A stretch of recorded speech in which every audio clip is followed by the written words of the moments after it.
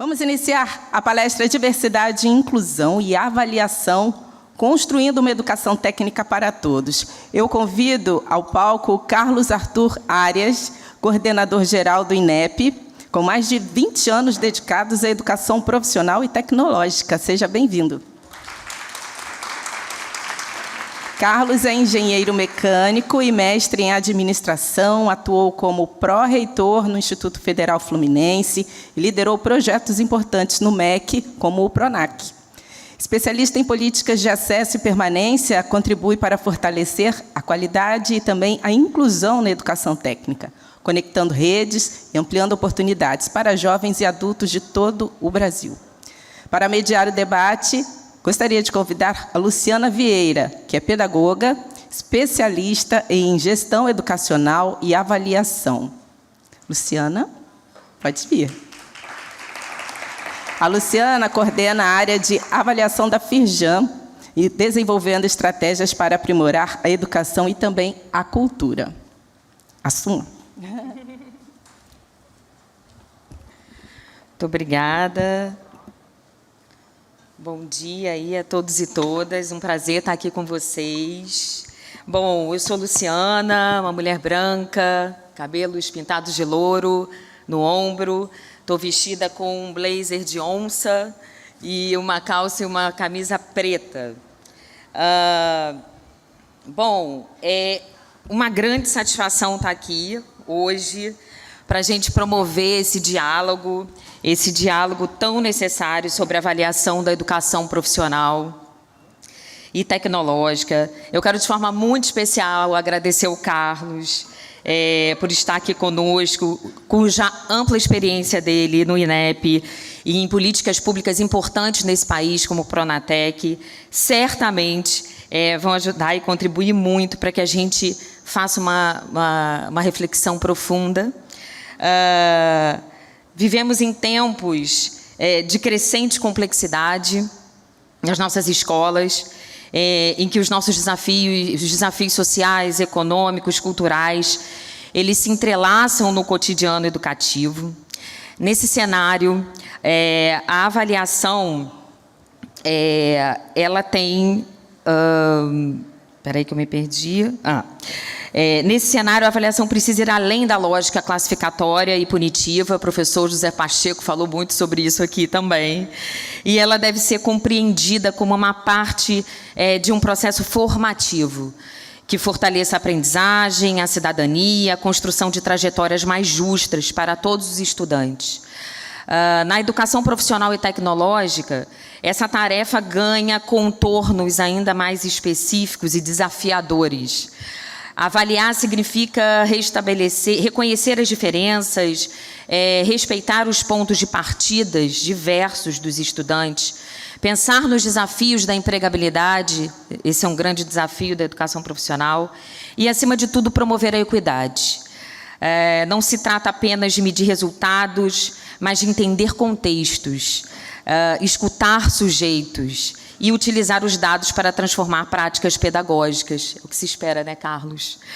A pergunta que nos move é: como construir uma avaliação que seja, de fato, um instrumento de melhoria e não de julgamento? Como criar ambientes educativos que acolham, respeitem e valorizem a diversidade como potência? Então, é com esse espírito que a gente inicia essa conversa, que seja um espaço de troca, de escuta sensível e de construção conjunta de possíveis caminhos para uma avaliação que esteja a serviço da educação e da transformação social. Carlos, muito obrigada, seja bem-vindo. Está com você. Bom dia a todos e a todas. Queria primeiro agradecer a Luciano, Vinícius, pelo convite. Vou ficar sentado, se me permitirem. Primeiro dizer assim, é uma covardia falar depois do professor José Pacheco. Primeiro porque uma parte do que a gente vai poder falar são os paliativos, né? E que a gente vai tentando construir enquanto processo histórico, até para conseguir ter alguma escala. Todos nós vivemos isso constantemente no nosso dia a dia, na nossa sala de aula, né? Mas mais ainda porque a estrutura mental nossa fica profundamente alterada depois do que a gente escuta, e tentar me conectar de volta com o que eu escrevi vai ser muito difícil, mas nós vamos tentar fazer isso. Eu tive aqui, no início desse ano, falando sobre avaliação para o grupo de especialistas do Sistema S, do Senai. E na conversa com a Luciana foi: Esse público é diferente, a gente vai tentar conectar a avaliação, mas vai conectar com o processo histórico da discussão pedagógica, da construção do que é a educação profissional no mundo e no nosso país, até para a gente estar sintonizado com o que a gente está fazendo, né? Eu sou um professor do Instituto Federal Fluminense há 32 anos. Meu primeiro cargo foi coordenador de laboratório do curso técnico de eletromecânica no governo Itamar Franco. E acho que a gente vai ver um pouco esse processo, que é como é que eu também sou engenheiro, e aqui faço um parêntese, né? Eu acho que depois da Revolução Industrial, especialmente da administração científica, o Taylor e o Ford são uma espécie de Adão e Eva, né? Todo engenheiro, quando se forma no diploma, ele carrega a culpa do pecado original do aprisionamento dos trabalhadores. E cada vez que a gente fala que é engenheiro, alguém já dá uma olhada de lado. E, por outro lado, cada vez que eu disse que eu fui para a educação há 30 anos, os meus colegas engenheiros dizem que eu sou comunista. Então, como nem um lado nem o outro gostam de mim, me dá uma certa liberdade, uma licença poética para poder falar da maneira que eu acho mais conveniente, já que eu não sou aceito nem por um lado nem pelo outro. Então, a educação técnica, de maneira geral, ela sempre foi um pouco apartada da educação básica brasileira e no mundo, e é um pouco o que eu vou tentar construir, ou pelo menos provocar, porque essa resposta a gente não tem, já tentando um modelo novo para discutir isso no nosso país, é tentar fazer uma conexão dessa, né?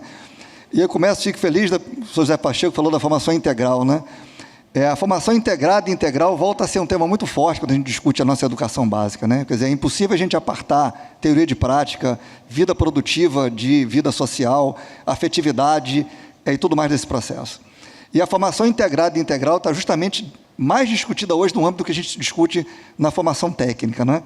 Eu coloquei ali embaixo o artigo da LDB, ele é novo, é do novo ensino médio, diz que, eu não vou lê-lo, obviamente, mas serão assegurados os estudantes essa perspectiva de formação integral. A educação básica deve preparar para a gente aprofundar os conhecimentos que vêm do ensino fundamental, mas para transformá-los em capacidade produtiva e para essa vida em sociedade. Esse artigo é um artigo novo, mas se a gente pegar um daqueles poucos artigos não rabiscados da LDB, tem um que diz as finalidades do ensino médio, ele vai trazer o mesmo processo. O que a gente está falando, né? Primeiro, educação profissional técnica de nível médio, educação profissional e tecnológica, preparação básica para o trabalho. Quais são as relações que o ensino técnico, o ensino médio e a permanência na educação vão trazer? Eu acho que todo esse é o fio condutor que eu vou tentar trazer. De que forma a gente pode imaginar que essa formação integrada, devidamente constituída, pode ser um elemento de ligação também para que a gente garanta esse direito à educação, né? A educação profissional técnica de nível médio é a formação profissional em nível técnico associada e é de nível médio, ao ensino médio. A gente fala em educação profissional e tecnológica, é um termo que está muito em voga hoje em dia, é porque a complexidade das profissões levou a um lugar onde aquela formação técnica básica não era suficiente, e a educação profissional, enquanto modalidade, ela salta também para um nível superior. A preparação básica para o trabalho, prevista no novo ensino médio, no LDB, é um pouco mais do que isso. É a preparação que todo brasileiro devia ter, seja num curso profissionalizante ou não, né? Vou trazer alguns dados. Eu acho que o que a gente vai ver aqui é um pouco... Eu confesso a vocês que eu não sei quando eu virei professor, nesses 30 anos, não teve um marco. Eu acho que é um pouco... E aí essa fala me trouxe muito assim... Talvez seja muito reflexo do engenheiro que entrou como instrutor, né? E praticava muito o que a gente trazia das nossas avaliações, né? Num processo de formação, tem muito do engenheiro, tem muito do professor, não precisa abrir mão de nenhum dos dois. Em algum momento, eu acho que eu comecei a conciliar esse tipo de coisa. Então, como a gente consegue ligar esse tipo de discussão técnica, o nosso ensino médio com a educação básica e a discussão da permanência, que para mim é um tema transversal. Essa é a primeira defesa, as relações entre o ensino médio e o trabalho, a defesa que baliza a proposta de avaliação que a gente está construindo no INEP, as relações entre o ensino médio e o trabalho, e o papel como forma de mitigar a renúncia do direito à educação. E aí vem a minha primeira pergunta, né? Por que se renuncia a um direito, né? Quem de nós, tendo no nosso trabalho, diz o seguinte: olha, você tem direito ao auxílio à alimentação. Não, eu não quero, não precisa, não. Ou auxílio saúde. Por que as pessoas renunciam ao direito? Porque a gente ainda tem uma taxa de evasão tão alta na educação básica brasileira, no ensino médio, né? Porque os jovens, em algum momento, eles dizem o seguinte: se isso não tem significado para mim, se eu estou aprendendo disciplinas ou de uma forma que talvez não traga uma grande diferença, por que eu ainda estou esperando? Por que eu não vou arrumar um emprego, sair da casa dos meus pais, morar com a minha namorada ou namorado e começar a minha vida produtiva? Então, na verdade, esse ato de evadir, que é um ato discreto, é o abandono do processo formativo. Hoje é a nossa grande chave para a gente tentar discutir qual é o modelo de ensino médio que pode tentar assegurar essa permanência na educação. Então, como é que a gente podia imaginar que a gente convence esses jovens a não renunciar a esse direito a que eles estão renunciando? A discussão da evasão vai ser um pano de fundo para isso também. A gente começa com essa chamada, né? Vou tentar me ater um pouco a ela. A evasão é colocada como uma taxa, né? A taxa de evasão é daquelas, entraram 40 alunos numa turma, 20 abandonaram a escola, a taxa de evasão ela é 50%. Isso é uma taxa. E muitas vezes a gente discute a tentativa de transformar a evasão numa variável contínua. E de tantos que ficaram, tantos saíram. Isso é uma variável discreta. A permanência é uma variável contínua. Quanto mais tempo ele fica, mais ele consegue aprender. Então, tentar dizer que a gente pega os alunos que tendem a evadir é tentar transformar um ato discreto num ato contínuo. E dizer que alguém tende a evadir, isso em si só já é uma perversidade. Porque a gente começa a rotular para dizer, ele vai evadir porque ele tende a evadir pelas condições sociais e econômicas dele. E nesse momento a gente abandona a discussão da escola, como corresponsável desse processo como um todo, né? Como é que a gente consegue discutir permanência? Tem uma metáfora que talvez seja melhor, que é, se eu descobrir que estou com um colesterol alto, e o meu médico me manda caminhar às 5 horas da manhã todo dia, é uma medida de combate à evasão. Se eu tivesse me alimentado bem, feito esporte desde os 15 anos, eu não precisava caminhar de manhã. A política de permanência é a vida saudável. E o combate à evasão é o remédio que vai mitigar um dano que já foi produzido ao longo de um processo de formação histórico, onde ele já carrega aquele mal trazido junto dele. Então, para discutir permanência na educação e para reduzir a taxa de evasão, a gente precisa discutir política de permanência e essa construção. E aí vem várias razões e várias mazelas dentro disso, né? A palavra acesso e permanência e êxito está muito colocada hoje em dia na nossa pauta. Eu faço parte de um grupo que estuda isso já há alguns anos, né? Mas tem algumas distorções dentro do próprio conceito. Primeiro, pelo seguinte, a gente supõe que sabe o que é êxito, embora não saiba. E a gente chama êxito de conclusão e promoção. Quem tem êxito é quem passa de ano. Quem tem êxito é quem forma.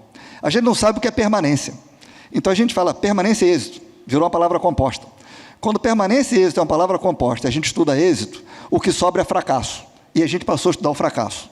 E ao estudar o fracasso, a gente se distancia da política educacional para discutir condições sociais. Talvez essa seja a maior perversidade entre o que a gente constrói e discutir política pública voltada para a permanência. E volto a dizer, e aí fico feliz de poder me alinhar ao que foi dito anteriormente, a permanência passa por 2 caminhos, vínculo e significado. Vínculo é aquela escola foi feita para mim. Se eu chego numa escola que a aula começa à noite às 6h20, eu saio do trabalho às 6 horas, levo 1 hora para trabalhar, para atravessar a cidade, essa escola não foi feita para mim.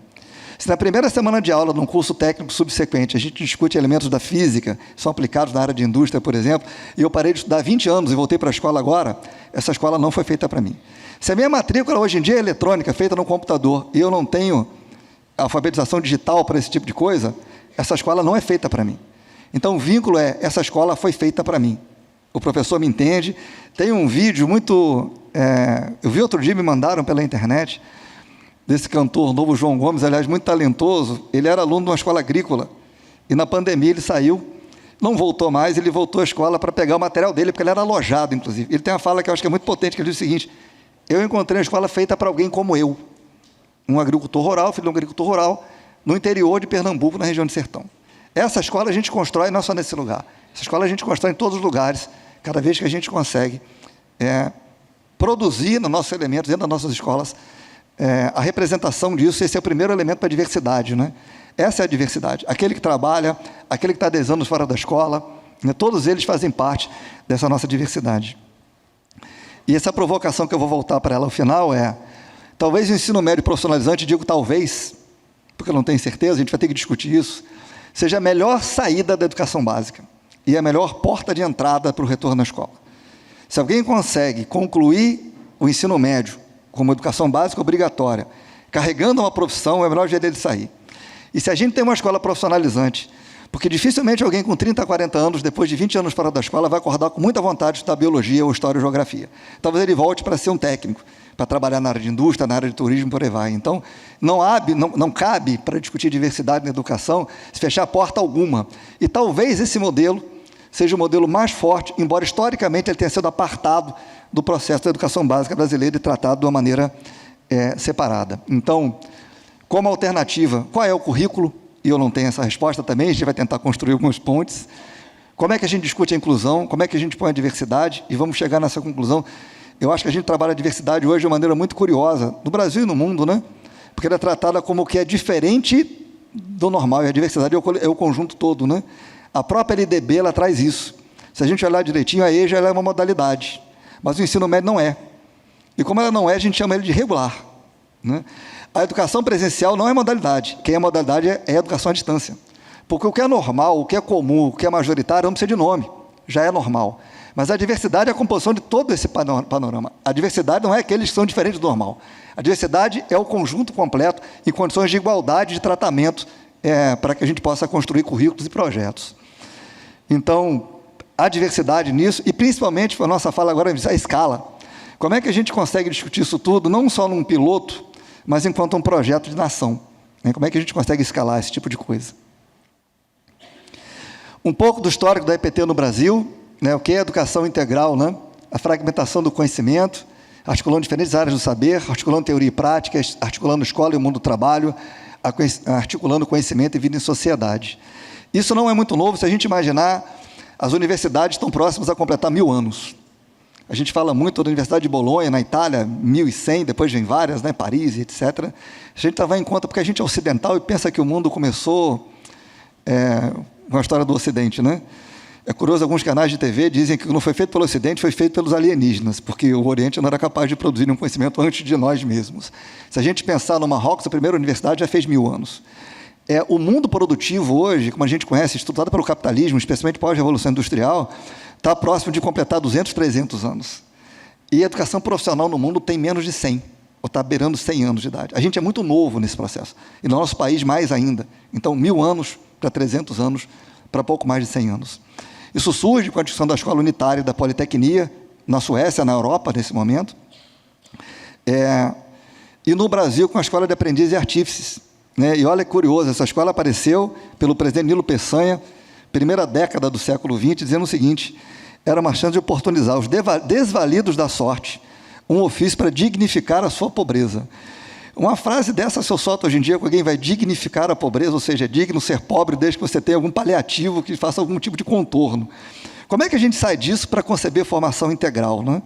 E, principalmente, como é que isso migra no mundo, né? Em algum momento, até o século XIX, as profissões eram aprendidas nas oficinas, nos espaços de produção.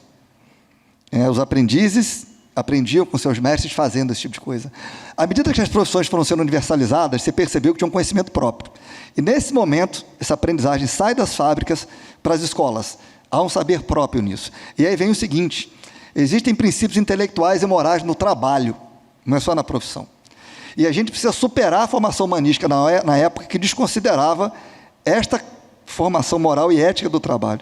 A gente está no contrário hoje. A gente diz o seguinte: não adianta ele ser um bom técnico se ele não for um bom cidadão. Não dá para formar alguém com a competência técnica que não tenha as competências morais, éticas e cidadãs. Mas ela brota do contrário, do reconhecimento que havia um saber próprio no trabalho a ser constituído para isso. No Brasil, esse processo ainda é mais turbulento e justifica um pouco o histórico que a gente está por causa disso, né? As escolas técnicas surgem na primeira década do século XX. A educação profissional só foi nivelada com o segundo grau nas reformas de Capanema, no governo Vargas, já década de 30 e 40. Até então, quem tinha uma profissão não podia continuar a estudar, porque não era um diploma. Eu podia ser o equivalente a um técnico. Hoje eu não acessava nenhum outro nível, porque aquilo não era nivelado. Então, se a gente pensar anos 30 para anos 40, onde a gente consegue nivelar, e aí se diz onde começa a elitização das escolas brasileiras, inclusive de formação profissional, porque passa a ter disputa por elas nesse processo, né? Foi logo depois da criação do Ministério da Educação e Cultura. Nos anos 50, a gente passa por um processo de crescimento da educação técnica no Brasil, mas muito impulsionado por um modelo também da Era Vargas, que era o modelo industrial, eram as escolas técnicas industriais, né? E a gente tem um grande peso disso até hoje. Essas marcas elas não desapareceram, né? Nos anos 70, e vou chegar do nosso histórico recente, houve uma tentativa de profissionalizar todo o segundo grau brasileiro. O Roberto Campos era o ministro da Educação, isso não deu certo, as escolas não eram preparadas para isso. Nos anos 90, já no governo Fernando Henrique, e não há nenhum desses processos eu tenho uma crítica ou um elogio, né? Até porque eu acho que ninguém quer errar, ou erra de propósito, né? Se separou o ensino técnico da educação básica do ensino médio brasileiro, foi proibido ter um currículo único, ou seja, e depois a gente volta já no nosso século, a ideia de que a educação integral é o melhor modelo. Vejam bem, nós não tivemos retoques nesse processo, nós tivemos cavalo de pau. Todo mundo vai ter que se profissionalizar. Não, agora ninguém mais pode juntar a profissionalização. Não, agora esse é o melhor modelo, mas não é obrigatório. Como é que a gente consegue estabilizar, enquanto projeto educacional, como política pública, movimentos tão controversos? Anos 90 para anos 2000, ninguém pode, todo mundo deve. E 20 anos atrás, todo mundo tem que fazer. Então, a gente está num processo de consolidação desse tipo de coisa, que é o que a gente precisa tentar construir, porque eu acho que esse espaço está aberto ainda, né? É um espaço muito recente, para essa nossa produção do que a gente imagina ser uma escola verdadeiramente democrática, inclusiva e que acolha a diversidade. Eu vou trazer muitos dados, como todo engenheiro volta o INEP, um estudo de pesquisa. Alguns são das nossas sinopses estatísticas e alguns eu fiz nessa semana, pegando a base de dados, exclusivamente para a gente poder trabalhar aqui, para tentar criar essa linha de condução que eu vou tentar fazer com vocês e espero que pelo menos consiga provocá-los a nossa prática diária aqui e para que tenha um retorno, né, que eu consiga colher depois, já que a gente está num caminho inicial de avaliar a educação profissional no Brasil. Esse é um dado do cenário. Aproximadamente 70 milhões de jovens e adultos acima dos 18 anos não têm educação básica concluída. A gente entende muito bem universidade para todos, como universidade de direito de todos, mas se houvesse vaga para todos os jovens brasileiros e adultos, para todos eles, se todos quisessem, nós teríamos um país de 50% de universitários, porque a outra metade sequer concluiu a educação básica. A população que não frequentou um curso de educação profissional, isso é PNAD contínua, dado do IBGE, 76 milhões, 92% de quem tem escolaridade até o ensino fundamental completo não tem uma profissão. 79% de quem tem escolaridade entre o ensino médio incompleto e o ensino superior incompleto não tem uma profissão. E aí vamos entender que o ensino superior é profissionalizante, embora a gente não o trate assim, né? Porque engenheiro, contador, médico, dentista são profissões. Esses não precisariam delas. A população que nunca frequentou um curso técnico de nível médio, 82% de quem tem entre o ensino médio completo ou superior incompleto, e a população empregada formalmente, o Brasil é um país que tem uma informalidade muito alta, somente 4 milhões de pessoas com emprego formal concluíram cursos técnicos de nível médio, apenas 15% dos 27 milhões de empregados. Por que esses dados todos? Nós somos um país onde a maior parte dos brasileiros trabalha com o que aprenderam nas disciplinas de formação geral, tendo eles concluídos ou não. Nós somos um país de não profissionalizados. Essa é a maioria da população brasileira, provém o seu sustento, conduz as suas famílias com o que aprenderam na disciplina de formação geral, na educação básica, concluída ou não. E não há dúvida que são um peso para esses indivíduos e um peso para o nosso país enquanto Constituição. Esse gráfico, eu fiz algumas inserções nele, ele vem do Censo do Ensino Superior, o último foi publicado, e depois eu vou chegar na conclusão. Vejam bem, percentual de população com ensino superior. O maior no mundo é a Coreia. 70% dos jovens têm ensino superior. E esse quadradinho que está no meio é o seguinte: o quadradinho é entre os de 55 a 64 anos, e a barra, o topo da barra, são os que têm entre 25 e 34 anos. O que é que acontece quando a barra se distancia do quadradinho?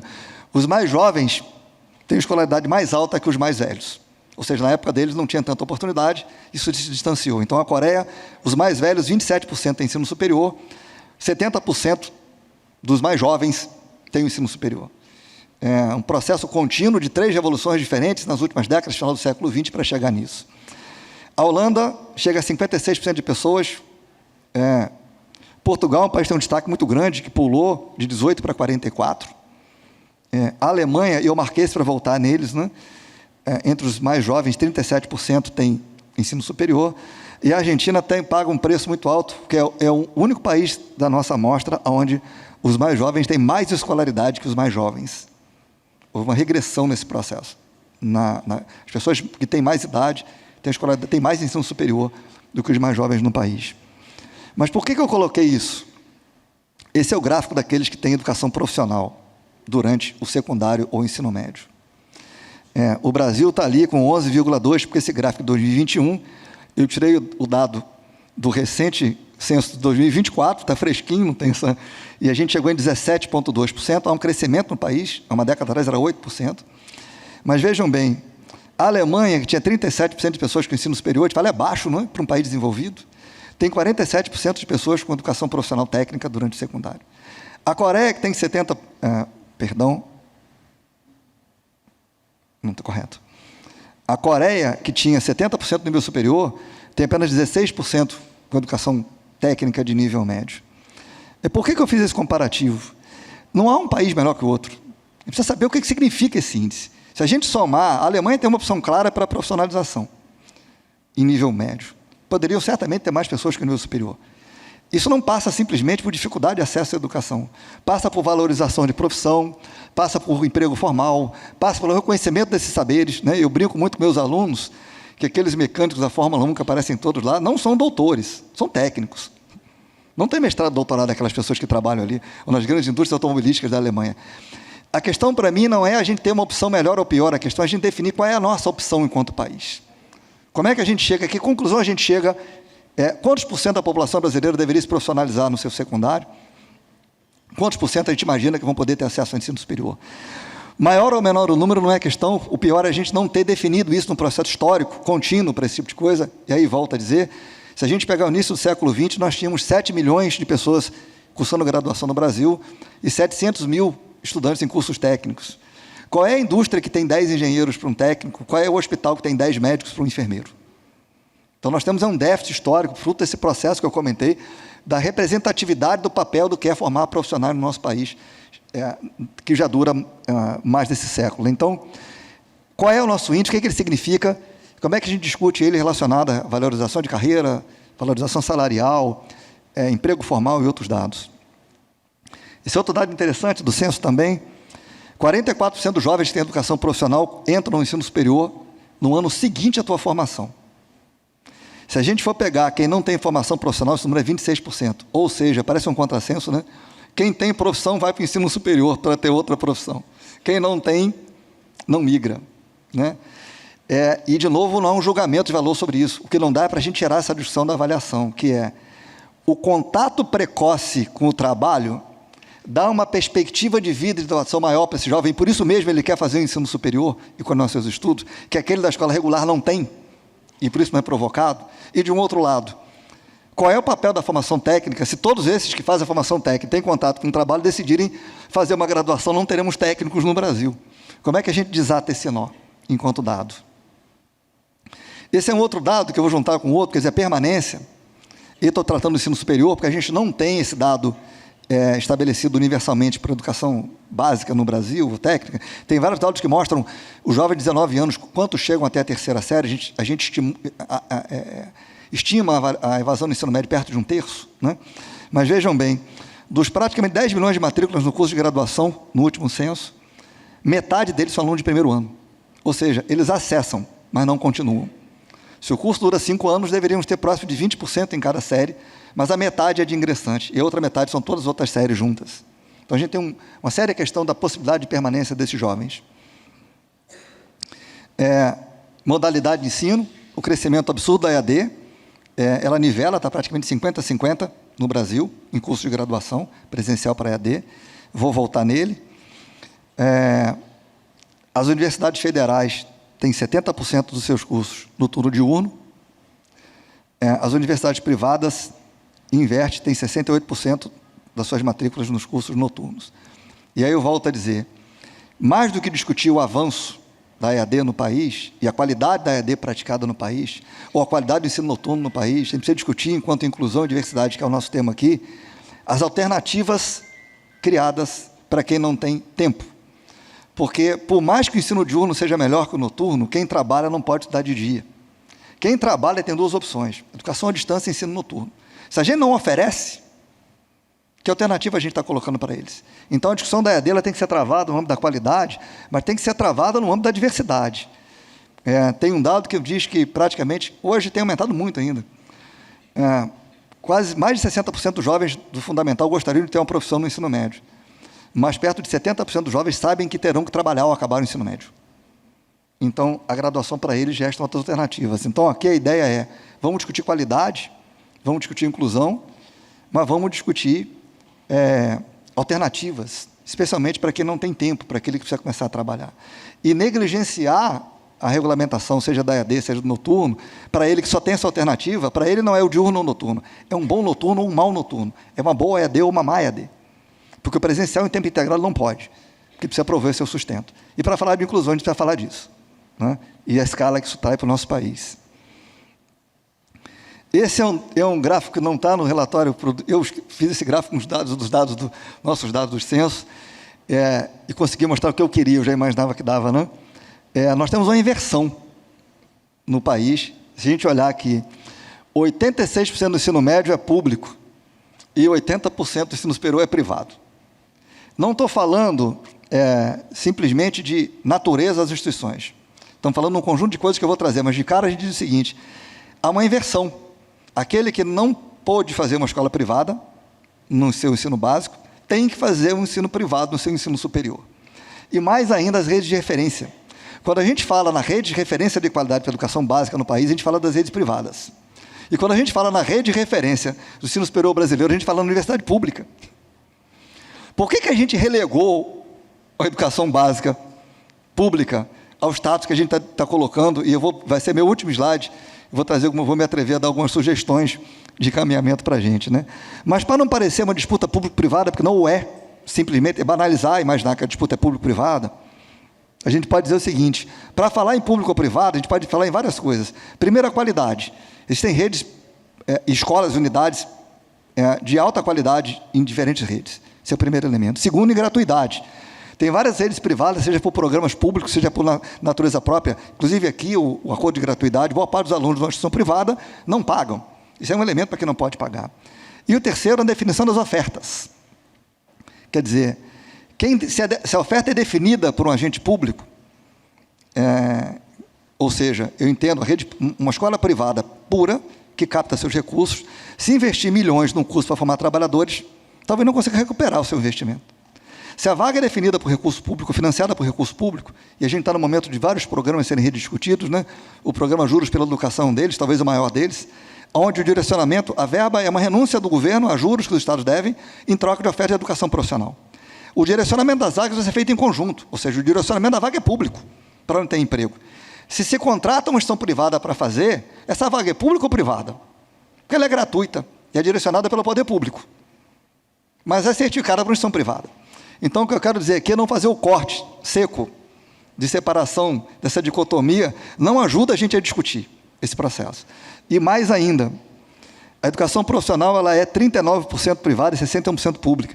Detalhe, há menos de uma década atrás, isso era 50-50. Teve um ano que o privado chegou a ultrapassar. A pandemia teve um impacto muito grande nisso, né? E diferente também da grande concentração no ensino médio ou no superior, a educação profissional no Brasil é feita por atores muito potentes. Nós temos uma rede federal potente, ali a gente vê com mais de 300 mil vagas, uma rede estadual que vem crescendo mais, com mais de 1 milhão de vagas, e uma rede privada também próxima a 1 milhão de vagas. E ainda faço um recorte na privada, o sistema S do privado, e o recorte, estou dizendo por uma simples razão, regulação. As redes privadas de educação profissional são reguladas, autorizadas pelo Estado. E o sistema S tem autonomia para a sua proposta de vagas, o que difere, inclusive, na concepção dos seus cursos, das suas ofertas. Então, o que eu quero dizer nós temos redes potentes para discutir esse processo. E isso é bom para a gente, discutir com atores potentes e diversos, não concentrados num único nicho. Isso é fundamental para se formular políticas públicas de educação, Propag, Pronatec, Brasil Profissionalizado, Rede ETEC Brasil, Proep em outras épocas. É fundamental se discutir a potencialidade desses atores, a participação relevante, como eu disse, esses atores potentes, e o crescente interesse pela profissionalização durante o ensino médio. Como eu disse, os números, a grande parte dos jovens querem se profissionalizar, e a grande parte dos jovens sabem que terão que trabalhar num curto período de tempo. Está aí o PNE, eu acho que é um elemento que a gente queria colocar, e estou fazendo a minha linha de condução para discutir escala, principalmente, e concepção pedagógica. Meu slide tem muito texto, eu não vou lê-los, mas se alguém depois quiser usá-los, está aí a referência, né? Nós temos 2 objetivos no novo PNE, que está para ser aprovado, é um PL ainda, tramitando para 24 a 34, e nele está incluído o seguinte: a expansão de 50% de matrículas em cursos subsequentes, a expansão de 50% de matrículas entre aqueles jovens de ensino médio que terão profissionalização, chegará a 50% dos jovens que terão a profissionalização durante o ensino médio, aquele número que está em 17%, aumentar para 3 milhões de matrículas em qualificação profissional e padrões de qualidade, estabelecer um padrão de qualidade para essa formação profissional. Uma meta própria para a EJA, de expansão também. Então, essas metas estão colocadas e, teoricamente, vai direcionar os próximos anos, né? Como é que nós vamos chegar a um país onde, dos 7 milhões de jovens que fazem ensino médio hoje, quase 8 milhões, 3 milhões e meio serão profissionalizados? É um salto gigantesco. Como é que nós vamos chegar a crescer 50% daqueles que já têm o ensino médio concluído e vão poder ter uma profissionalização no curso subsequente, num espaço de tempo tão curto. É um salto gigantesco, estamos falando em milhões de matrículas. Como é que a gente consegue potencializar esse tipo de coisa? E esse dado também eu produzi para cá, que eu acho que ele é fundamental para discutir inclusão e diversidade. Não me surpreendeu, eu imaginava que ia dar isso, mas eu não tinha visto esse dado. Vejam bem. Primeiro critério para inclusão e diversidade é a possibilidade de você estudar na tua cidade. E a gente fala do Rio de Janeiro, que é um estado pequeno, nem poucas horas a gente chega. Nós temos municípios do Mato Grosso, por exemplo, que a distância até a capital são 900 quilômetros. Você não vai e volta para estudar um curso ali. Os jovens, durante o ensino médio, nem todos têm a possibilidade de sair de casa, menores de idade, para estudar em outro lugar. E aí, vejam bem, isso é cobertura de municípios no país, certo? 60% dos municípios brasileiros têm oferta de curso de graduação. Dos 5.570. 39% não tem. Se a gente olhar a educação profissional, o número quase que bate, é o de baixo da esquerda. 58% dos municípios têm alguma oferta. Seja qualificação profissional, técnico, integrado, concomitante, subsequente, alguma coisa no teu município, que você pode estar público ou privada. Não fiz nenhuma separação aí. E 41% dos municípios não têm. Ou seja, quase a metade. Já melhorou muito, sabe? Era menos de 50% há pouco tempo atrás. Agora, se a gente migrar para o público, voltando à discussão da articulação da política pública, o ensino superior só está presente em 27% dos municípios, público. E o técnico continua em 53%. Ou seja, por mais que a gente tenha sido relegado a um peso menor, nós interiorizamos muito mais do que a graduação brasileira. Estamos nos municípios pequenos, por essas redes potentes e pela expansão dos estados. Estamos nas zonas rurais, muito mais que as universidades. E a gente tem que usar isso como um fator de força para a discussão da nossa expansão. Quando a gente discute interiorização, a educação profissional deu largos passos no cenário dos últimos anos. E aí vem essa discussão, como é que nós vamos expandir a EPT? Nesse gráfico do lado parece um donut único, mas vale a pena a gente colocar o seguinte: o ensino médio foi universalizado. Não há ensino médio em 6 municípios brasileiros, dos 5.570. Conseguimos há alguns anos esse acesso. Embora metade das escolas brasileiras, dos municípios brasileiros, tenha uma escola de ensino médio. Mas estão lá. Como é que a gente vai discutir aquele aumento de 50%? O que será que a gente vai fazer? Nós vamos expandir a educação profissional pelo aumento de matrículas nas escolas existentes? Nossas escolas vão dar conta de aumentar em 50%? Nós vamos aumentar o número de escolas profissionalizantes, construir novas escolas profissionalizantes, para dar conta de aumentar isso todo, para atingir esses rincões do Brasil, para aumentar o número de matrículas. Nós vamos transformar as escolas de ensino médio em escolas profissionalizantes, pela construção de laboratórios, e isso envolve currículo, investimento e por aí vai. Nós vamos usar programas de fomento, como foi o Pronatec, o Propag, outros que vêm por aí para a gente conseguir expandir. E a pergunta, ou minha resposta parcial é: a gente não precisa escolher nenhuma delas, a gente precisa tentar fazer isso tudo. E aí vem outro elemento, eu chamo da natureza extensionista da EPT. Como é que a gente leva... É curioso, porque a educação básica tem um currículo próximo, concordam?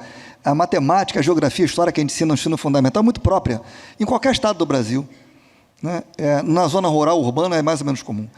O ensino técnico, colocar uma escola profissionalizante no município pequeno, não assegura a inclusão daqueles jovens todos.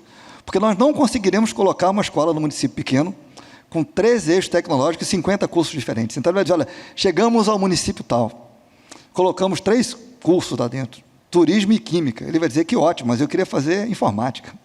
Não dá para colocar tudo isso. Essa oferta era transitória. E se a gente colocar uma escola pública no município de 50 a 100 mil habitantes, em um curto espaço de tempo, talvez não tenha mais interessados em fazer o curso. Um colega disse outro dia que criaram um campus na cidade que tinha um empreendimento grande, na área de indústria, inclusive. E montaram aquele curso. E contrataram professores. Professores esses que vão se aposentar daqui a 40 anos. E a empresa está em pleno funcionamento. E ela tem 100 empregados, recém-contratados. Quantos mais nós vamos formar nessa escola, ano a ano, direcionados para essa empresa que está colocada? A solução para esses lugares é uma oferta provisória, lastreada com qualidade, coordenada pela ação pública e ofertada da melhor maneira possível, porque o município pequeno que começa no turismo, talvez falte a ele 100, 200 guias de turismo, o pessoal trabalha em hospedagem, em alimentação e etc., mas num período muito curto de tempo isso satura. Quando a gente coloca uma escola, coloca um professor concursado, e ninguém pode chegar, olha, acabaram os interessados em turismo na sua cidade, nós vamos transportá-la agora para outra. Pegue tua família, coloque dentro de um carro, e agora você vai trabalhar em outro lugar. A gente não consegue fazer isso. Num país como o nosso, a gente precisa discutir a articulação de política pública com agentes, com todos esses atores que eu listei, para entender a melhor forma de levar essa educação a esses públicos, né? É a conexão com a sociedade, a conexão com cada lugar desse, com cada espaço desse.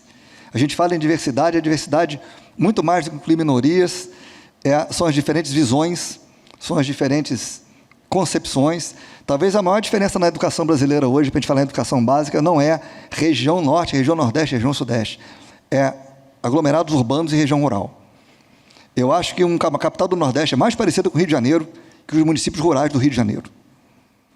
E a gente está discutindo regionalização nesse processo. Como é que a gente chega na população do campo para discutir isso? Municípios nossos, aqui próximos. Isso existe na nossa realidade, né? Então, a diversidade é todo esse cardápio que a gente precisa tentar enfrentar. Chegando na nossa contribuição, que o INEP vem tentando fazer, e são ensaios,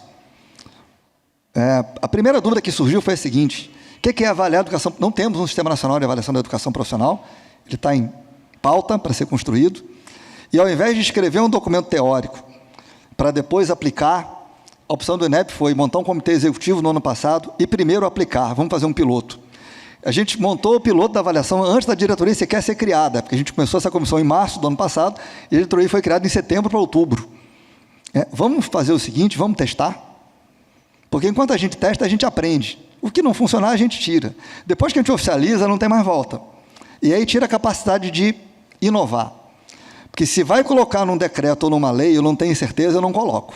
Eu só coloco o que eu tenho segurança. Enquanto a gente está pesquisando, a gente pode testar várias coisas. E a primeira dúvida foi essa: a avaliação da educação profissional é uma avaliação nova ou ela é uma combinação do que a gente faz no SAEB, no SINAIS e modelos instituídos já homologados no nosso país? E sem responder a pergunta, a conclusão que a gente chegou é que o trabalho é a grande dimensão que tem que ser colocada na avaliação da educação profissional. O trabalho como princípio educativo e mais. Não é o trabalho, o estudo de egresso. É o trabalho na avaliação em loco, na verificação de como a escola funciona. É o trabalho na formação dos seus professores. É o trabalho nas questões de prova que vão ser colocadas para se aproximar. Não é só o trabalho, ver quem trabalha. Isso seria um reducionismo muito grande, né? E, principalmente, a função de uma avaliação para a educação profissional. O ensino técnico brasileiro, a regulação dele se reduz hoje, e não há uma crítica nisso, ao auto-autorizativo. É autorizado um curso. Não se supervisiona, não se fecha curso. Não tem avaliação em loco regulatória como tem para os cursos de graduação. Então, vamos nos concentrar na função educacional mais ampla, quer dizer, como é que as redes podem usar uma avaliação para melhorar a sua qualidade, discutir seu próprio processo educativo? Como é que os alunos podem usar isso? Como é que a gente pode melhorar a nossa supervisão? Como é que a gente pode usar essa avaliação em programas e políticas públicas? Como é que a gente pode aproximar esses jovens do mundo do trabalho? Já que a gente não vai dar bônus, não vai dar ônus, não fecha curso, não distribui recurso. Nossa avaliação, nesse sentido, é até mais pura, porque ela é um instrumento a ser utilizado para a gente discutir a melhoria de qualidade e processos de formação. Esse é um dado que eu tenho usado, é uma concepção muito própria, mas e fica uma provocação, porque não está consolidado, não há nada de teórico nisso.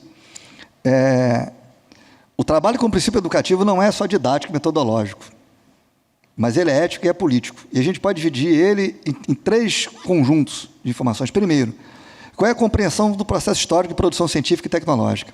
Como é que a gente compreende o trabalho no nosso país? Isso já é um conjunto de ação. O segundo, quais são as exigências do processo educativo? Quer dizer o seguinte: como é que a física vira ferramenta de trabalho do técnico em eletrotécnica? Como é que a geografia vira instrumento de trabalho de um guia de turismo? Como é que a biologia vira força produtiva para um técnico em enfermagem? Está colocado na educação profissional. E o terceiro, que não pode ser negligenciado, qual é a concepção cultural do país que embasa a síntese do que é educação geral e formação profissional? Se não basta ser um bom técnico em mecânica, por exemplo, e imaginar que a Terra é plana, ou que a questão ambiental é uma bobagem, né? O que é a gênese do que a gente entende como formação geral articulada a isso? Que é a formação geral para o trabalho, para a cidadania e para a vida.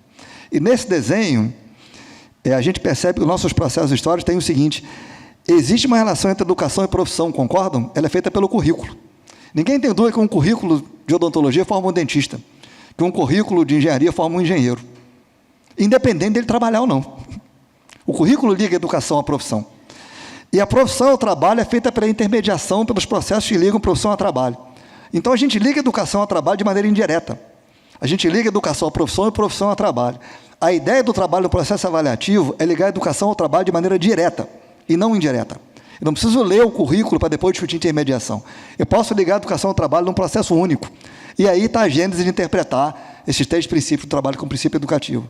O trabalho enquanto concepção metodológica, o conhecimento histórico acumulado enquanto força produtiva e a concepção cultural do que é uma formação geral necessária para um cidadão e, portanto, para um trabalhador, já que a Constituição também fala em direito ao trabalho digno e o direito à educação. E aí a gente vai para discutir as finalidades da avaliação educacional, né?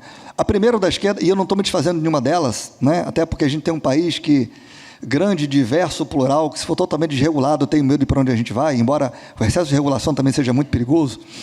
Mas é muito comum a gente avaliar como instrumento para valorar o desenvolvimento do sistema educativo. Dar uma nota, dar um grau para esse tipo de coisa. O segundo é a avaliação como meio de induzir práticas e fortalecer estratégias da relevância social da educação. Então, é fundamental discutir a conexão com a sociedade, é fundamental valorizar não só o aspecto técnico, mas as políticas que apresentem pertinência e relevância social. E aí a gente volta a falar de permanência e êxito. Se eu tenho numa escola técnica ou num curso técnico integrado, um jovem que quer trabalhar, depois que ele sai, se eu dou para ele um reforço para a prova do Enem, para ele que não tem significado nenhum, ele quer trabalhar. Agora, se eu tenho um jovem no mesmo curso, que quer fazer o Enem e seguir fazendo um curso de graduação na mesma área que ele, e eu faço um mecanismo de aproximação da escola com o trabalho, aquilo para ele não tem significado nenhum. Ele quer verticalizar e quer estudar. Então, a gente vai falar em êxitos nesse processo. A relevância é o significado que tem para todas essas comunidades e para todos esses indivíduos, todos e cada um, né, tratado dessa forma. A gente fala muito que na discussão da permanência qual é o curso, qual é o currículo que serve somente para aquela escola, para aquele indivíduo, para aquele lugar, que tem que ser feito. Que acho que um pouco o professor José Pacheco falou quando ele tratou, o que ele trouxe aqui foram casos, mas são representações de que não dá para a gente colocar tudo numa caixa só. Certamente não precisa de um exemplo, de um modelo pedagógico para cada um daqueles exemplos que ele citou, mas tem uma concepção por trás daquilo, que é a leitura da individualidade nesse processo e da afetividade das relações humanas, como foi colocado. As medidas de desempenho, e acho fundamental falar nisso, né? Notas, medidas de desempenho, metas são necessários, mas não podem ser agentes de redução do desenvolvimento institucional por padrões muito uniformizados. Vamos pensar o seguinte, vamos avaliar um curso na área de saúde. Na região sudeste ou nas metrópoles, está muito concentrado em diagnóstico para a gente fazer. Vamos pensar na população ribeirinha, no Alto Amazonas, por exemplo. Está muito associada à prevenção. Se eu crio uma prova e dou uma nota focada em diagnóstico, esse curso da Amazônia vai ter um resultado fraco. E para melhorar a nota dele, ele precisa piorar o curso dele, porque o curso dele vai ter que lidar com prevenção de doença, coisa que não caiu na nossa prova. Então, não dá para imaginar que essas metas e padrões são uma prisão que leve a piorar os cursos para melhorar a nota da avaliação. Esse é o primeiro elemento. Depois, não comparar o que não é comparável, não proporcionalizar as metas e entender contextos e potenciais de desenvolvimento. Isso é muito comum, né? São Paulo emprega mais que um estado pequeno. Sim, sempre vai empregar. Vamos comparar? Não, não vamos. Então, vamos fazer o seguinte, aumento de 10% para cada um. Sim, mas aumento de 10% para cada um está do mesmo jeito. Pode ter um estado que pode crescer muito mais. As metas têm que ser individualizadas nesse processo, para ser construídas, né? A gente não pode comparar o que não é comparável. Ou a gente está produzindo um indutor de erro nesse esquema. Terceira questão, os rankings tendem a ter efeitos negativos, porque não diferenciam metodologias e contextos, e os instrumentos podem não alcançar. Eu li há pouco tempo um artigo do ministro da Finlândia. A Finlândia piorou a nota dela no PISA. E a fala dele foi muito profunda. Ele falou o seguinte, vamos investigar o que está acontecendo. Houve uma redução de investimento que pode ter tido um impacto negativo. Há questões migratórias, mas há outra possibilidade. A gente investe na educação criativa há muito tempo para os nossos jovens. E talvez eles sejam tão criativos que os instrumentos tradicionais não estejam pegando mais isso. Ou seja, você superou o instrumento e a tua nota piorou porque você melhorou. Então, a gente precisa discutir padrões, porque senão a gente não tem como debater. Mas não dá para tomar isso como uma régua de medida onde a nota, a métrica, o ranking, o instrumento tem um valor absoluto. E como é que a gente foge disso? Né? Eu falo dos riscos, mas apontando as soluções. Né? Se a gente adequar demais os currículos aos processos formativos, desconsiderando os contextos, isso é um risco da avaliação. É piorar o currículo para melhorar a nota. E o segundo é imaginar que tem um instrumento perfeito, a concepção. Eu vou usar esse instrumento, ele vai dar essa nota, eu vou fazer esse gráfico, vou fazer essa estatística. Vamos fazer o teste. A análise que a gente vai usar, a gente resolve depois, de acordo com a resposta que veio. Então, gastar mais energia, conversava com um colega do Senai de São Paulo, que está envolvido na avaliação, Marcelo, que você não conhece muito bem, falava com ele, eu no teu lugar, a primeira coisa que eu fazia. Gasta mais energia na análise que na concepção. Analisar resultado é mais importante, agora a gente pode até criar, tentar entender por quê, e de repente usar outro indicador, outra formulação, outro gráfico, outra estatística para fazer esse tipo de coisa. E aí vem dizer o seguinte, não definir completamente os métodos, não ter isso engessado da resposta que a gente tem. E o outro risco é desagregar as dimensões avaliativas. Vocês vão ver que nós trabalhamos com várias dimensões, e a nossa tese, eu vou voltar, mas eu vou me adiantar, é que é uma avaliação só. Então, vamos por exemplo, uma escola colocada, profissionalizante, vamos pensar na área industrial aqui, no lugar que tem emprego, tende a atrair mais alunos, e tende a ter alunos mais empenhados.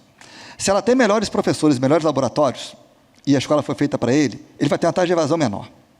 Essa escola com melhores professores, melhores laboratórios, e o melhor modelo pedagógico, ele aprende mais. Se você der uma prova para ele de desempenho, ele vai melhor na prova. E se ele vai melhor na prova porque ele sabe mais, ele se emprega mais fácil.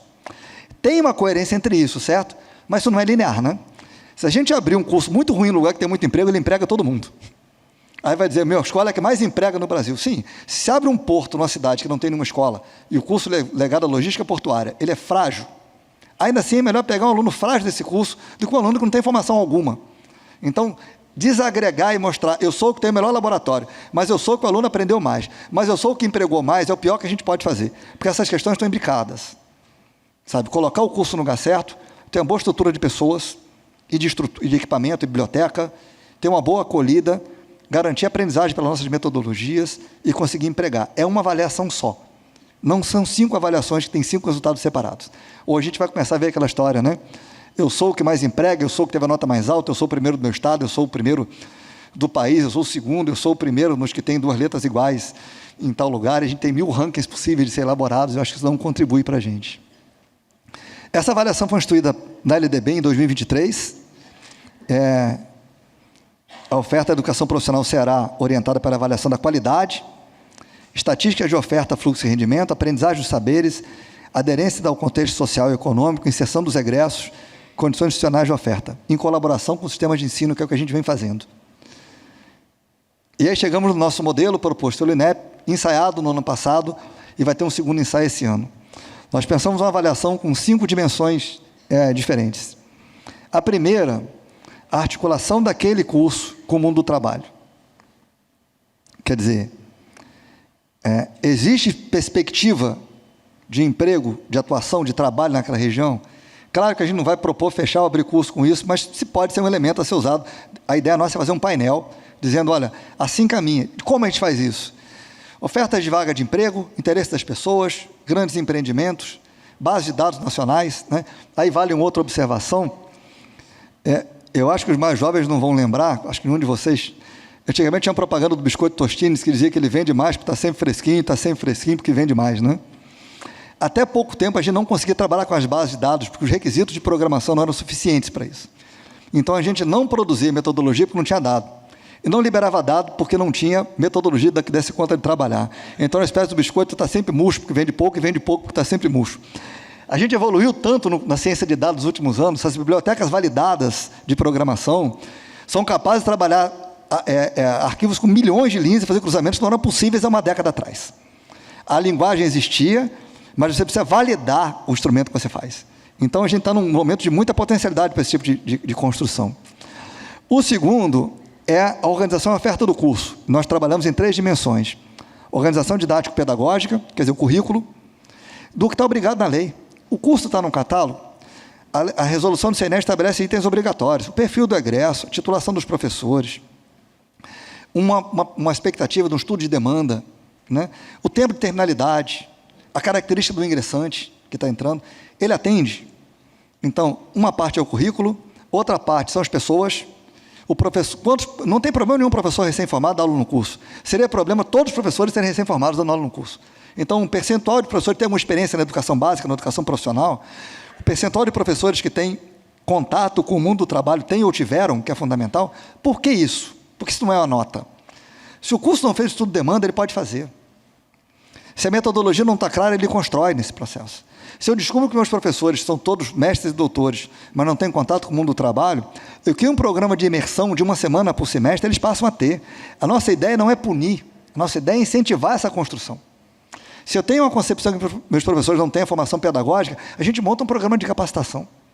Então, a ideia aqui não é apontar o defeito, mas a linha de construção que pode ser travada para isso. E o terceiro item são estruturas, laboratórios, biblioteca. Nós não vamos criar um ranking. A devolutiva pedagógica ela é individual. O coordenador de curso recebe, mostrando para ele os pontos fortes, os pontos fracos. Usamos IA para gerar o primeiro relatório, depois com o olho humano, ele vai receber dizendo, olha, esses são os seus pontos fortes. Recebemos escolas que têm estruturas belíssimas e currículos frágeis. Eles vão receber essa devolutiva. Quais são os seus pontos de atenção sugeridos? Só ele vai ver aquele tipo de coisa. Não está num ranking qual é a escola que ele vai receber. A terceira é o desenvolvimento do estudante. É uma prova em larga escala. A gente fez para 15 mil alunos no ano passado. A prova é muito próxima ao contexto de trabalho. Primeira vez que a gente aplica uma prova verdadeiramente digital. E não é PDF. Tem GIF, vídeo. Esse ano a gente vai aumentar mais ainda. A maior parte das questões não serão de ABCD. Especialmente um técnico em agropecuária chega numa plantação e tem um fungo numa folha, ele olha e está do lado assim, que fungo é esse? Letra A, letra B, letra C ou letra D? Essas opções não estão na vida cotidiana. Um técnico em mecânica, se você escreve para ele, uma máquina que usa a pressão de um êmbolo para produzir tal coisa, ele talvez não consiga responder pelo letramento de interpretar. Se ele vê a máquina funcionando, ele fala, essa máquina eu conheço. Então, não é uma mera a prova ficar bonita. É muito mais próximo. A gente está discutindo, inclusive, a formulação de itens para isso, né? Eu lembro que na discussão recente, uma discussão que vem apoiando o INEP nesse processo, para esse tipo de questão, né? E de prova ser aplicada, tem uma questão que ela é uma questão de um cursor. E eles falaram, a gente não usa isso, ninguém vai querer usar. E o pessoal, nossa, peraí, esse é o melhor que tem. Se eu sou um enfermeiro, de acordo com o peso do paciente, eu vou dosar uma medicação, a melhor questão é uma seringa onde ele puxa o êmbolo. E aí não tem ABCD. Inclusive, não tem essa faixa aqui, dessa largura, significa que está certo. Essa aqui, dá para até considerar que ele soube alguma coisa. A gente pode graduar essa resposta entre o certo e o errado. Ou o nutriente para uma planta que está com um problema, ele fala, isso é maravilhoso, eu vou dosar nitrogênio ou alguma coisa para colocar. Então, as questões são digitais e aplicadas o mais próximo do contexto real que a gente tem, foi feito no piloto do ano passado. Análise de impacto social, verticalização e acesso ao mundo do trabalho, e aí também não tem uma nota. Se uma escola, 60% dos jovens foram trabalhar como técnicos, e um outro percentual foi para o ensino superior, e na outra escola é o contrário, eu acho que não é digno de nota. Agora, eu acho que a escola precisa saber quantos dos seus estão indo trabalhar, quantos dos seus verticalizaram, se verticalizaram na mesma área ou não, qual é o período, o tempo que eles fizeram esse tipo de coisa. Então, acesso ao mundo do trabalho e empreendedorismo, verticalização. E, por último, análise da permanência e conclusão dos estudantes. E aí, vale dizer o seguinte, precisa qualificar a permanência. Um jovem que na primeira semana foi embora, ou um jovem que no curso de 3 anos foi embora quando faltavam 6 meses, não pode ser tratado como evadidos da mesma forma. Né? Hoje em dia, no mundo do trabalho, como está colocado, por exemplo, a área de informática é extremamente desregulada. Um bom programador, às vezes, ele sai antes de acabar o curso para trabalhar na área de informática, exatamente pelo curso que ele fez dos 2 anos e meio de 3. Ele não pode ser tratado meramente como evadido. A área de edificações, por exemplo, tem vários jovens que fazem um curso que trabalham com maquete eletrônica, prototipagem, BIM, por aí vai. É uma profissão, desenhista, sem ter terminado. Aquele curso deu muito para ele. A ideia da permanência contínua é isso, né? Se eu entro num curso de inglês de 3 anos, padrão europeu, A1, A2, B1, B2, se eu faço o primeiro módulo, eu sei alguma coisa. Se eu faço 5 módulos, eu sei mais. Eu não posso chamar de evadido que não terminou os 6. Então, a gente vai qualificar o tempo que ele ficou, a gente vai qualificar a condição de saída dele, Quer dizer, ele saiu depois de aprovação, depois de reprovação, ele foi transferido ou ele simplesmente parou de frequentar. E isso fazendo uma relação com a avaliação, né? Talvez, estou dizendo talvez, a gente descubra que a maior causa da evasão seja a reprovação. Ele tenta o ano todo, ele estuda o ano todo, ele não passa de ano, e ele desiste. E aí vamos dizer aqui, eu sou professor, quantas vezes eu não vi nossos colegas numa prova que ele tinha que tirar 6, ele tirou 5 e 8, procurando o lugar onde eu vou dar mais 2 décimos, porque se eu não achar os 2 décimos, eu estou negligenciando a lei. E uma coisa curiosíssima, né? Quem tira 6, meus parabéns, você vai ser um bom profissional. Quem tira 5 e 8, vai sair por aí, matando pessoas, esterilizando os campos, derrubando obras, eletrocutando pessoas nas ruas. Não é possível que esses 2 décimos façam tanta diferença num processo de aprovação que a gente tem que diferenciá-lo dessa maneira. A gente tem um certo fetiche pela avaliação. E aí reconhecer que nossos processos de promoção precisam ser revistos. Se eu dou uma prova para alguém e a turma toda tira 8, mas todo mundo erra a mesma questão, os alunos têm direito a recuperar aqueles 2 pontos. Por que ninguém aprendeu? A recuperação não é para quem tem nota baixa. A recuperação para o conteúdo que não foi transmitido. Em que momento? No horário da aula. O currículo tem que prever o tempo da recuperação. E estamos discutindo essa. E outro desenho, eu sou engenheiro mecânico, como eu já disse, né? É comum eu ter uma prova de 2 questões, cada uma vale 5. Aí ele acerta a primeira, tira 5, e erra a segunda, tira 0. Não teve nota. Ele está em recuperação. Eu dou uma prova bem parecida para ele, com 2 questões do mesmo conteúdo. Aquele acertou, ele erra, aquele acertou, aquele errou, ele acerta. As possibilidades, ele sabe. A segunda, ele não sabe. A terceira, minha prova é mal feita. A quarta, isso é estado emocional. Se eu dei uma prova que ele acertou 5 numa questão, por que a minha recuperação não é só a questão que ele não acertou? Ele precisa provar de novo que ele sabe aquilo que ele já se apresentou. E é muito comum nas escolas terem a seguinte leitura: a avaliação é substitutiva de valor integral. Estou voltando à mosca, né? Quem foi que escreveu isso, meu Deus do céu? Para não parar e ler, por que a avaliação não é complementar? Por que eu tenho que, uma questão que ele já provou, saber, eu tenho que dar de novo? No mesmo bimestre, na mesma nota, no mesmo ciclo, para ele comprovar. Então, esse é um processo um pouco dessa libertação para esse tipo de coisa. Então, vem esse desenho. E outra questão da evasão, que a gente quer classificar, é de que evasão nós estamos falando. Se um aluno entra num curso técnico, e estamos aqui na Feijão, vamos parar de indústria, né? Ele começou na mecânica, tinham 40 alunos, nossa área, e 10 foram para o curso técnico de eletrotécnica, da matrícula ele evadiu. E o coordenador do curso precisa saber porque que seus alunos estão saindo do curso. Mas esse aluno não é evadido, vocês concordam? Quem troca um curso pelo outro na semana seguinte não evadiu. Quem troca de uma escola para outra não evadiu. Quem sai de uma escola profissionalizante para um curso de ensino médio regular, evadiu da profissionalização, mas não parou de estudar. A evasão é a ruptura com o processo formativo. É a saída da escola. Então, nós vamos dizer o seguinte: desses evadidos todos que a gente tem nos nossos dados, nós vamos procurar ele. Ele estava em outro curso técnico, opa, ele só trocou de curso, olhe para o teu curso. Ele estava no ensino médio puro, opa, ele não parou de estudar. Ele continuou a estudar, mas desistiu de se profissionalizar. Ou ele não foi encontrado. Esse é aquele que realmente abriu mão do direito à educação para tentar trabalhar e fazer alguma coisa. Nós precisamos classificar esse desenho. Se ele para e volta, ele evadiu. Ele interrompeu o processo dele. Mas nós vamos descobrir que boa parte desses evadidos não são pessoas que abandonaram a educação. Estou acabando aqui. A nossa devolutiva, o que o mundo do trabalho quer para aprimorar seu processo formativo, o que pode ser usado para formular políticas públicas, o que os estudantes querem para ajudar a escolher seus cursos, o que as instituições querem para melhorar a sua qualidade. A gente quer concentrar nossa avaliação na função educacional mais ampla. Exceção dado, foram os 6 cursos que nós fizemos. Escolhemos cursos que têm participação em eixos grandes para o país, enquanto PIB, inclusive, enfermagem, administração, informática, agropecuária, edificações, eletromecânica, para não parecer que funciona só para uma área. 15 mil alunos, 299 cursos no Brasil, todas as regiões, todas as redes. O resultado vai sair agora, final de agosto, dessa primeira avaliação. E aqui eu acabo meus 2 últimos slides com essa provocação muito própria, né? Primeiro, a gente falava muito em planos de permanência. Primeiro a gente falava em evasão, né? Medidas de combate à evasão. Aí falamos em planos de permanência. Depois descobrimos que a permanência não tinham planos, tinham políticas de permanência. E agora eu já acho que é porque não são políticas. A permanência é um tema transversal. O que a gente quer é garantir o direito.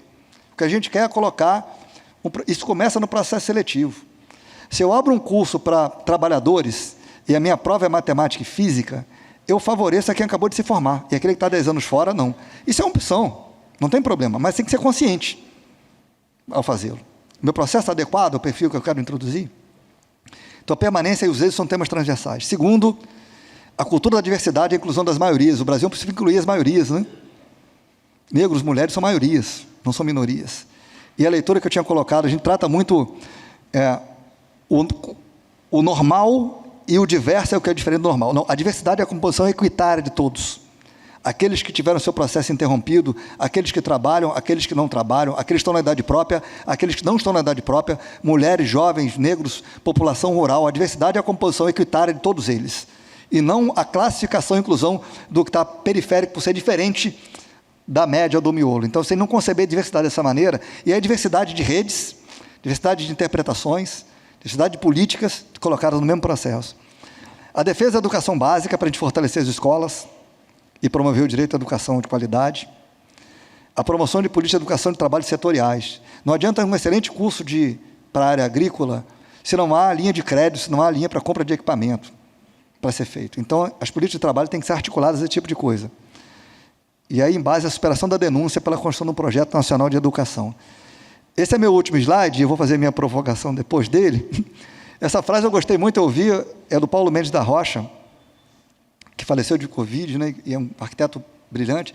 Esse é o Museu Brasileiro de Escultura. Olha o que ele diz, né? O objetivo supremo da arquitetura é exibir o êxito da técnica na satisfação de necessidades e desejos. O desejo entra como uma ideia de beleza suprema na realização daquilo, entretanto, que se queria por necessidade. Vamos trazer isso para a educação. O que ele mostra aí é o seguinte: esse é um museu vazado para a praça, para fora, porque ele integrou com a comunidade, com o espaço onde está colocado. Mas ele tinha necessidade, não sei quantos 1000 metros quadrados para abrigar obras de arte. Isso é uma exibição técnica de qualidade. Talvez a gente precise exibir nossa técnica, né? No caso nosso, a beleza que é para a arquitetura é o direito à educação. E a exibição técnica é a sofisticação que a gente consegue ter ao produzir nossos currículos e nossos processos educacionais, onde a gente espera que a avaliação consiga aprofundar. Talvez o ensino técnico, a formação integral e integrada, seja um referencial, os temas centrais para garantir esse direito à educação, para ele ter significado e vínculo com essa escola, né? O vínculo isso foi feito para mim, o significado isso vai me levar a algum lugar. E aí eu termino, que eu não escrevi, mas com 3, vou dizer, sugestões, não é? A gente tem que tomar muito cuidado com a crítica, na minha opinião, à escola, especialmente a educação básica. Porque, embora o interesse seja reparador, a crítica muito pesada está levando à conclusão que nós somos um país tão igual, tão desigual e tão difícil que nós não temos solução. Então, o remédio pode ser o veneno, sabe? Se a gente imaginar, não tem jeito, não tem mais jeito.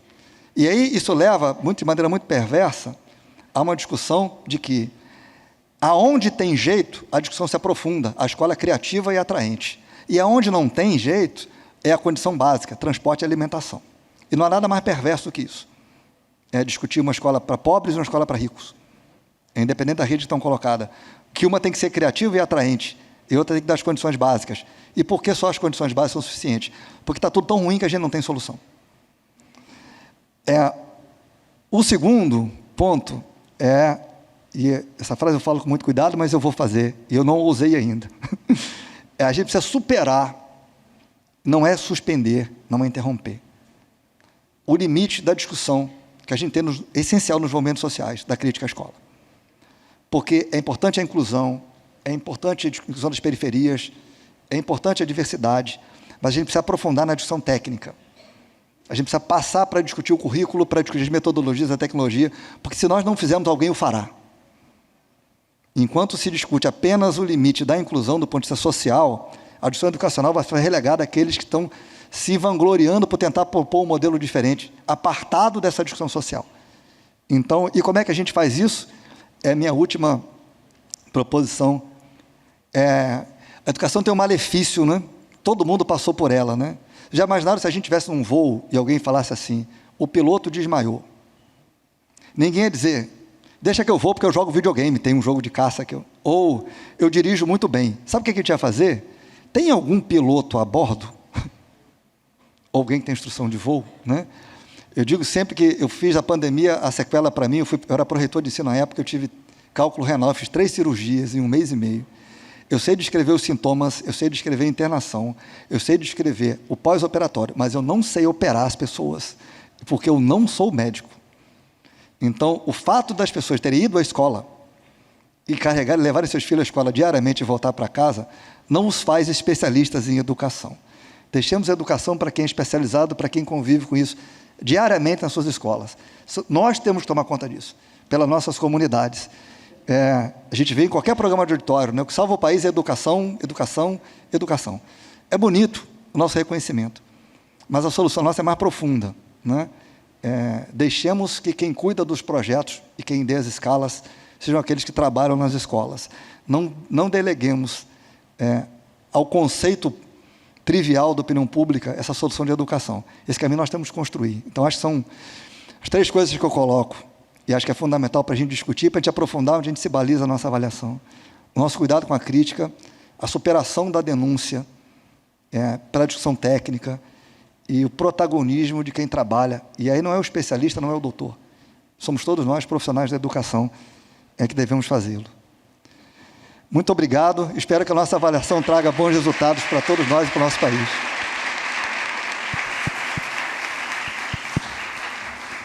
Maravilhoso. Bom, gente, muito obrigada, Carlos. A cada momento que você vem e a gente te convida, a gente consegue ter uma dimensão importante dos avanços que esse marco, essa avaliação da educação profissional e tecnológica é necessária, né, para essa vertente tão importante, que é uma vertente social, educacional, e é isso, a educação profissional precisa se consolidar e precisa se estabelecer como uma ciência. Eu lembro que na universidade, na minha disciplina de educação e trabalho, a gente aprendeu muito sobre isso. E eu acho que essa construção multidimensional de um mecanismo que visa diagnosticar, analisar, mas não comparar, visa apontar caminhos por uma construção de políticas públicas, que não são só políticas públicas de educação profissional, mas que tem uma multiplicidade de fatores que a relacionam. Diante disso, eu gostaria de abrir para perguntas, por favor. Temos uma lida, Regina. Obrigada, Carlos Arthur. Excelente palestra. A gente fica animado aí com a perspectiva de avançar, né, com essa questão da avaliação da educação profissional. Agora, eu queria fazer duas provocações, na verdade, perguntas, ver o que você acha disso. Em primeiro lugar, o seguinte, claro, você começou a palestra falando, né, sobre as nossas descontinuidades, o nosso pêndulo que vai para cá, vai para lá, e aí a gente tem uma dificuldade, né, de ter acumulação no projeto educacional no Brasil em função dessas turbulências, né, que nos últimos anos, então, foram terríveis. Então, esperando que a gente possa, né, nos próximos anos, não ver um PNE que a gente vai avaliar e ver que não cumpriu quase nada, e que avançar para esse novo, e que a gente possa ter continuidade nessa política, eu te faço uma provocação. Em primeiro lugar, se já se conseguiu vencer um debate acalorado em torno dessa discussão. Eu sou uma pessoa progressista e tal, e trabalhei na educação profissional minha vida inteira. E me espanta como é que houve um debate tão acalorado, ideológico, ideologizado em torno da discussão de se ampliar a educação profissional no país, que é uma coisa fundamental para os jovens que querem ter percursos sociais diferenciados. Quer dizer, a gente acaba voltando àquela história de que a educação profissional ia acabar com a formação geral do aluno, com a perspectiva crítica, etc., que é uma dicotomia que já era, né? Então, eu acho assim, eu queria primeiro saber se você acha que esse debate já avançou um pouco. A segunda provocação é o seguinte: eu acho que o Brasil cria as metas, tem avaliado, tem avançado na avaliação, e vamos avaliar agora para a avaliação da EP, mas planeja pouco. Não planeja a implantação. Então, coloca as metas, tal, aí... Cadê o planejamento conjunto? Né? Você fala de aumentar a educação profissional. Cadê o estudo de demanda? Né? O próprio Planatec foi maravilhoso, nós executamos aqui no Senai. Então, o Senai que ficava falando da demanda, quer dizer, os estudos de demanda, né? Por exemplo, a análise do percentual de inclusão de técnicos na indústria, infelizmente, é muito mais lento do que essa meta. Né? Então, até que ponto a gente tem que pensar também em qualificação profissional? Né, como uma alternativa, né, profissões mais diversificadas. Isso é outra coisa que aconteceu. O MEC, num determinado momento, enxugou o catálogo, porque tinha virado também um samba louco, né, de tudo, todo mundo tinha criado curso de qualquer coisa. Tudo bem, precisava enxugar, mas enxugou demais. Negar que existe qualificação profissional como uma coisa que precisa ser... Né, precisamos ter um catálogo, talvez, de qualificação profissional. Ou seja, isso que você fala de escola no interior, realmente não vai ser criando técnico em química lá. Né? A gente tem que pensar uma diversidade de profissões e de possibilidades formativas mais ampla para dar conta dessa diversidade. Então, obrigado e desejo muito êxito aí no trabalho que vocês estão fazendo. Regina,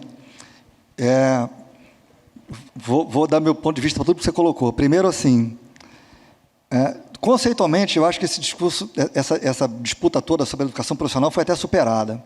Eu acho que não há quem ataque ela hoje em dia, ou quem reconhece que isso tem que ser eliminado e voltar ao ensino médio puro. Né?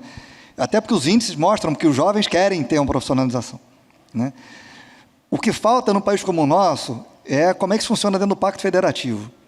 Nós não teremos investimento para criar esses milhões de vagas só com recursos federais. Hoje, o grande ator da expansão da EPT são os estados. O Propag é um jeito de tentar articular um recurso que seria destinado ao governo federal e vai ser aplicado nos estados como oferta de educação profissional. O decreto diz que 60% da renúncia fiscal do governo federal tem que ser aplicado à oferta de ensino técnico. Né? Claro. Então, eu acho que, conceitualmente, eu acho que a gente superou. Mas os caminhos para chegar nisso são difíceis. Né? A própria interiorização é um caminho muito difícil. Imagina quando a gente abre uma escola num município muito pequeno. Quais são as possibilidades que a gente tem? Alguém que era dali, foi estudar numa região, numa capital, onde estão as formações, e está voltando para casa, ou alguém que é deslocado para aquele lugar, depois de formado. Então, chegar nos rincões do Brasil, por si só, já é um desafio. Eu acho que a discussão agora ela tem a ver com escala e com investimento. A gente precisará de investimentos muito grandes para que a gente consiga bater essas metas. E aí, um planejamento conjunto...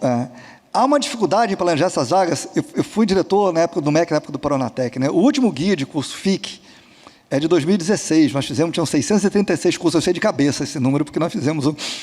E como é que era feito aquilo? Com todos os atores.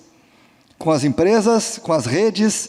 Porque se a cultura não consegue dizer quais são os seus cursos, não será a educação, porque a educação são pessoas, cada uma numa área diferente. Essa construção é um pouco mais difícil, porque a gente não trabalha historicamente nesse processo. Né, de demandas e de articulação. Mas ela tem que ser aprofundada. A ideia da plataforma é um pouco isso. Tentar ajustar todos os mecanismos que existem, tudo que foi produzido, para tentar mapear um pouco essa projeção. Embora ela não seja fácil. E embora cada setor leia de uma maneira. Né? É comum você imaginar que os setores mais tradicionais querem 100 pessoas, querem que formam 100. Outros setores precisam de 100 e querem formar 1000, porque formar pessoas ajuda a divulgar e etc. Então, a gente não tem uma métrica. Mas o terceiro ponto que você coloca, para mim, é fundamental, e eu vou deixar uma opinião pessoal bem clara assim. Eu sou defensor da qualificação profissional. Nós não seremos um país de técnico num curto tempo. As pessoas não têm tempo para isso, é uma geração que já passou da escola. E aí eu concordo plenamente contigo. Embora não seja regulamentado, né, porque não há ato autorizativo para qualificação profissional, e apesar disso, a resolução do Conselho Nacional de Educação estabelece itens obrigatórios para um curso de qualificação profissional, eu acho que a gente precisa caminhar para... não é regulamentar no sentido de amarrar, mas é estabelecer padrão para ele. Uma coisa eu sou um técnico e tenho uma tecnologia nova, eu vou me aprimorar. Isso pode ser tratado como um livre. Outra coisa eu não tenho profissão e passo a ter. Isso é necessário para o nosso país, esse tipo de formação. Eu comentava um dia com um amigo, inclusive, que aquela ideia de cursos livres que se usa informalmente, né? É um nome ruim, né? Porque todo mundo quer ser livre, né? Quer um curso livre? Quero. A maioria dos cursos livres, se não forem regulamentados, são cursos informais. Se você perguntar, quer um curso informal? Não, peraí, informal eu não quero não, porque esse negócio informal vai valer de alguma coisa. Nós precisamos formalizar cursos de mais longa duração, registrar esses cursos, ter exigências para eles e defendê-los. Porque seria muito bonito dizer que seria ótimo todo mundo fazer um técnico, mas já que todos não têm, foi o mesmo caso noturno. Ou nós teremos uma boa qualificação profissional, ou teremos uma qualificação mais precária se ela não for regulamentada. Isso é uma opinião muito própria, minha, pessoal, de quem trabalha com educação profissional há muito tempo. Eu acho fundamental, o país precisa disso, e a gente precisa caminhar no sentido contrário, estabelecer padrões para esses cursos, porque eles precisam ser oferecidos. São alternativas que muitos dos brasileiros têm para fazer.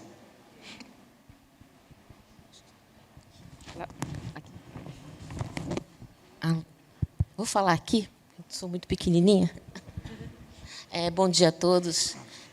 Uma maravilhosa palestra que você deu aí, e a gente fica assim com vontade de falar tudo. Vou tentar ser sintética aqui para respeitar o tempo e tal.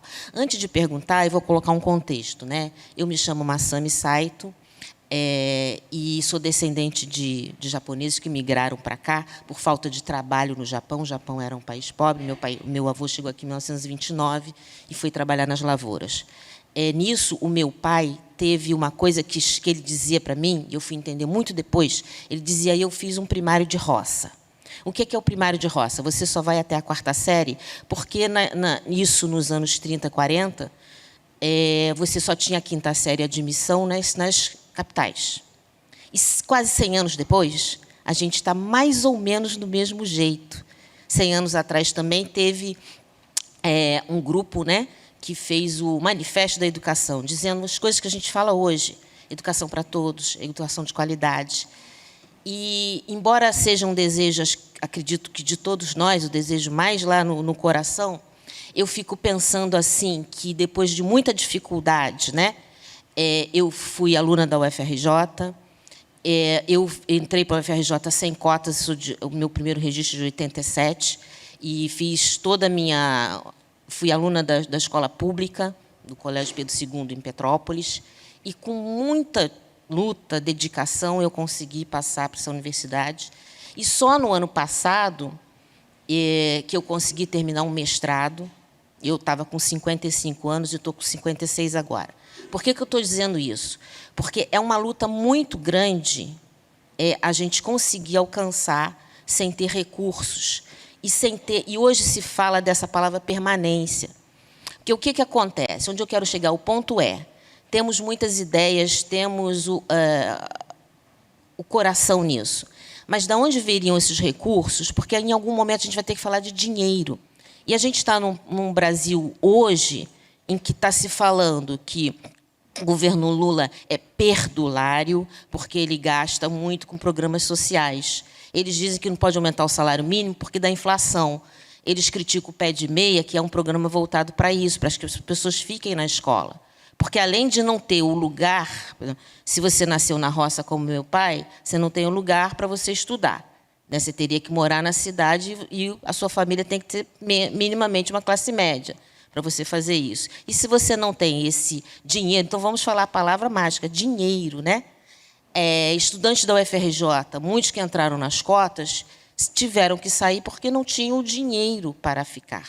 Não é porque era competência ou não competência, não tem o dinheiro da passagem, não tem o dinheiro do livro. Eu vivia muito isso, fiz um longo curso de quase 8 anos para poder me formar, trancando, destrancando, porque era difícil ter o dinheiro para me locomover até lá.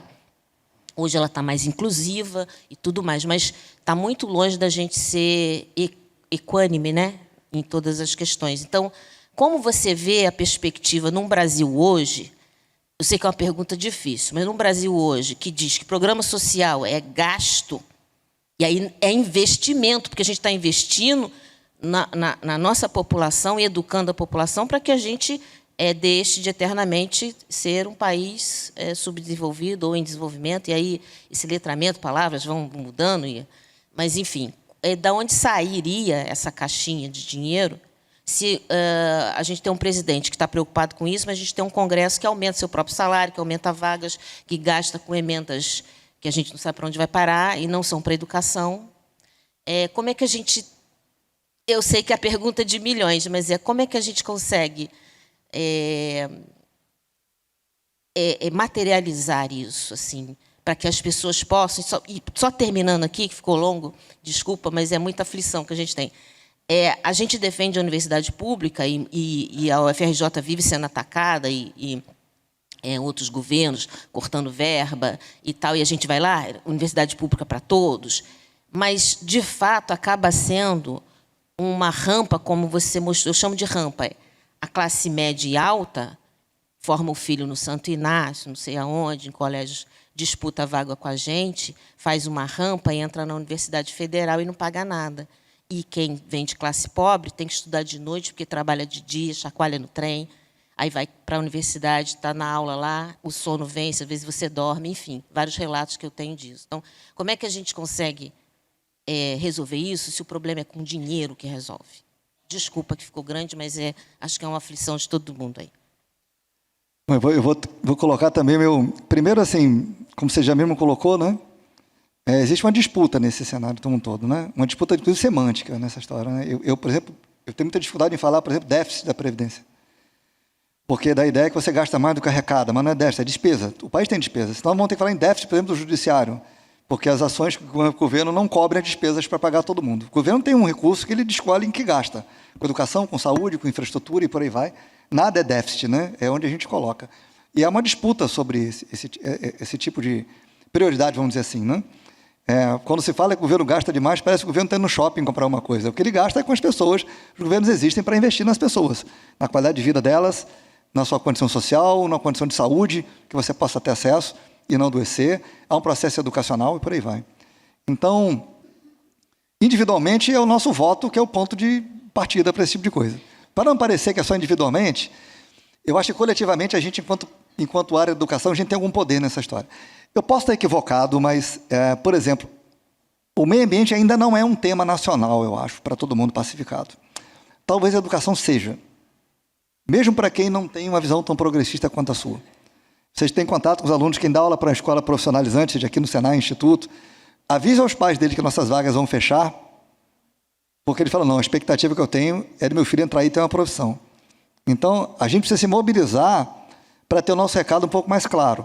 Não é um recado ideológico, é um recado da importância do investimento na educação, para ser colocada. Talvez a gente tenha uma mensagem também muito difusa, quando apresenta esse tipo de coisa, né?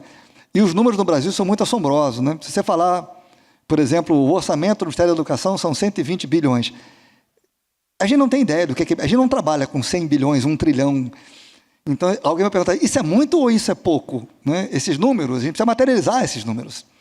Reduzir em 10 bilhões, o que são 10 bilhões para um país? Porque, para a gente, né, eu acho que o nosso universo individual, o número mais alto que a gente chega é o prêmio da Mega Sena, que a gente fala 100 bilhões. Esse é o quanto? É 100 milhões. Se eu ganhasse, eu ganhava 100 milhões. Mais do que isso, se alguém falar que o orçamento anual é X, se eu falasse aqui que é 100 bi, 200 bi ou 1 trilhão, alguém ia dizer, sim, mas isso dá... Esses números não estão materializados para a gente. Então, a gente precisa quantificar esse tipo de coisa, enquanto recado do sistema educacional. Né? Porque é o único jeito de mostrar a insuficiência desse tipo de coisa. Né?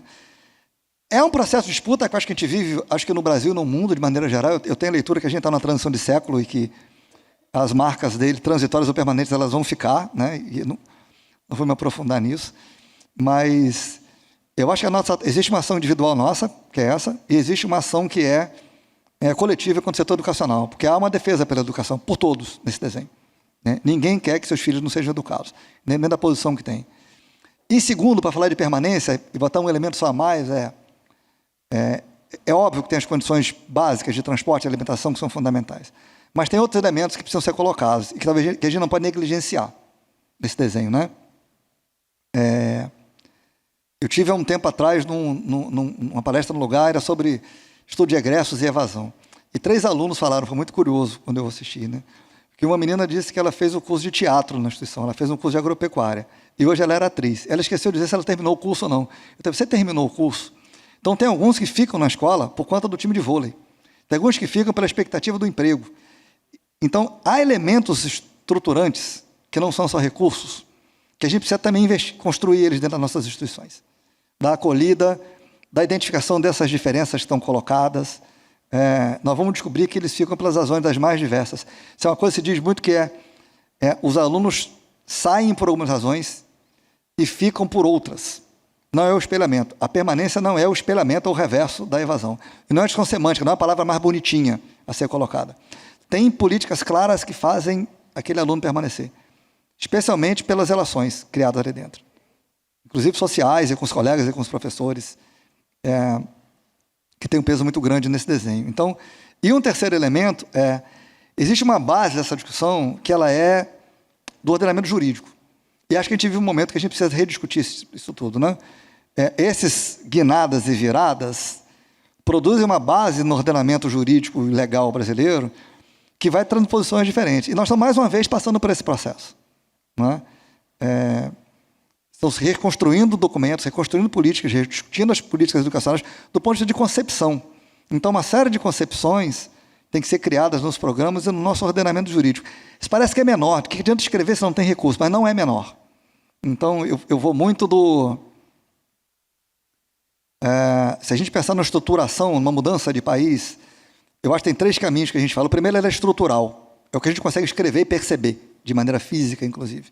O segundo é tecnológico. Tecnologia no sentido largo da palavra. Tecnologia é fluxo, como se forma alguém, como se chega às periferias, como se chega aos interiores, como se inclui os diversos. Isso é tecnológico. Que caminhos diferentes, como é que eu consigo criar um caminho para cada um? E depois da estrutura montada, a tecnologia montada, do que é possível, a gente chega na mudança que a gente precisa, que a última mudança ela é cultural. A cultura é o entendimento do que é válido. E se é válido, não é contestado. É muito difícil imaginar que a gente consegue mudar a cultura diretamente alterando a cultura, sem discutir estrutura e sem discutir tecnologia. Então, eu acho que tem esses 2 papéis nossos. Estruturar a nossa base jurídica de discussão, criar mecanismos, como o professor falou, pilotos, modelos, metodologias, processos. Cada escola que muda seu processo de promoção, de avaliação, de recuperação, está produzindo uma diferença. Então, acho que passa um pouco por esse caminho também. Já disseram que tem tempo esgotado, acho que a gente acabou o nosso... Carlos, muito obrigada pela sua participação e contribuição, reflexões valorosas para esse processo de construção, em que a avaliação vai se conectar com o processo de planejamento e desenvolvimento da educação profissional e tecnológica. Muito obrigado, Carlos. Excelente painel.